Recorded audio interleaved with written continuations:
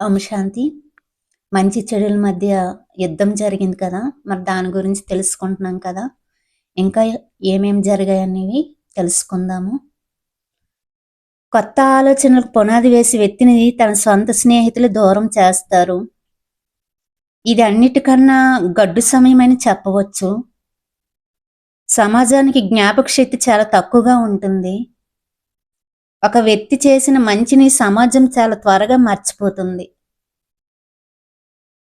అతడిపై మోపబడిన అభియోగాలు లెక్కలేనన్నిగా ఉంటాయి. అంతేకాక ఆ సమయంలో చిన్న పొరపాటును కూడా చాలా పెద్ద నేరంగా పరిగణిస్తారనమాట.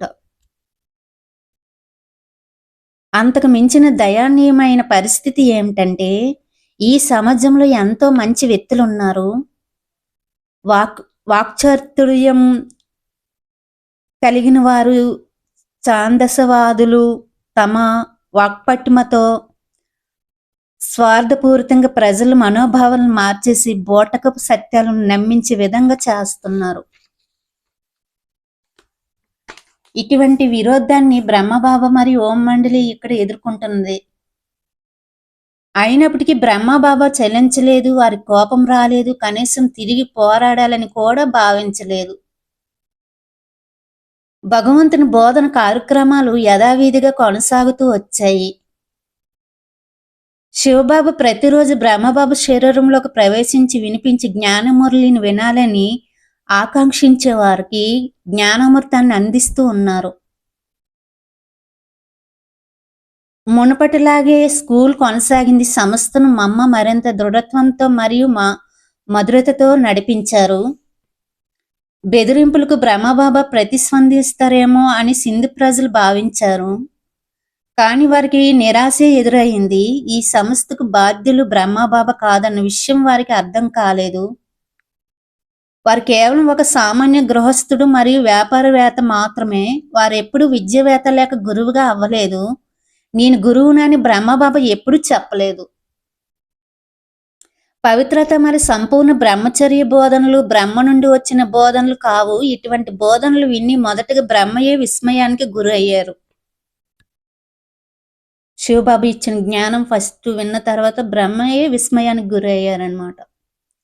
ఒక సాధారణ గృహస్థుడు, వివాహిత స్త్రీ పురుషుడు బ్రహ్మచర్యాన్ని పాటించాలన్న సంకల్పమును చేయగలడా? ఇది ఎప్పుడు విని ఎరగము. గతంలో ఎటువంటి సన్యాసం పుచ్చుకోవాలనుకుంటున్న వారు గృహాలకు, అడవులకు పారిపోయారు. స్త్రీ పురుషులు ఇద్దరు కలిసి ఉంటేనే కామవికారం ఆలోచనలు పూర్తిగా తొలగించడం వీలవుతుంది. దాదా లేఖరాజు గాని లేక ఇతరులు ఎవరు ఇది సాధ్యమైన కలలో కూడా ఊహించలేదు. అలా చెయ్యాలంటే అందుకు దైవశక్తి తోడు ఉండాలి. నిజానికి అది ఈ రోజు సాధ్యమయ్యింది కూడా. ఈ రోజు ఈ సంస్థలో 10,000 మంది జంటలు కలిసి ఉంటేనే బ్రహ్మచర్య వ్రతాన్ని సంపూర్ణంగా పాటిస్తున్నారు. ఎన్నో ఆటంకాలు ఎదురవుతున్న పవిత్ర జీవితాన్ని వేడటం లేదు. మహిళలపై అత్యాచారం కొనసాగుతూనే ఉంది. అయినప్పటికీ వారు పవిత్రత ప్రతిజ్ఞను వేడలేదు. సింధు ప్రజలు విస్మయానికి ఇది కూడా ఒక కారణము. ఎందుకంటే సింధు మహిళలు ఎప్పుడు తమ భర్తలను మరి తండ్రుల మాటకు కట్టుబడి ఉండేవారు. మేలు ముసుగులో ముఖాన్ని దాచుకోవడం, పురుషుల మధ్య మౌనంగా ఉంటూ అంత కట్టుబాటుకి ఉండేవారు అన్నమాట. అప్పుడు ప్రజలు, స్త్రీలు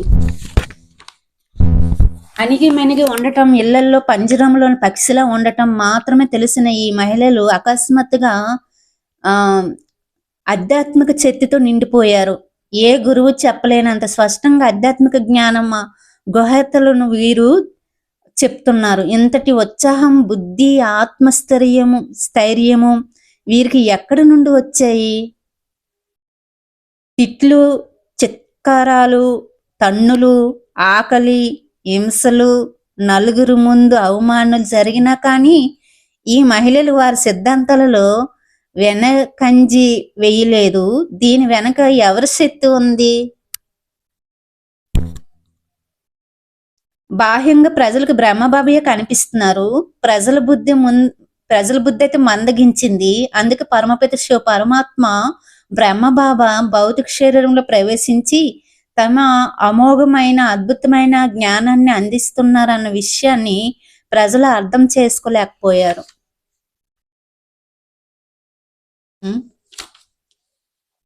అచ్చా అంశాలు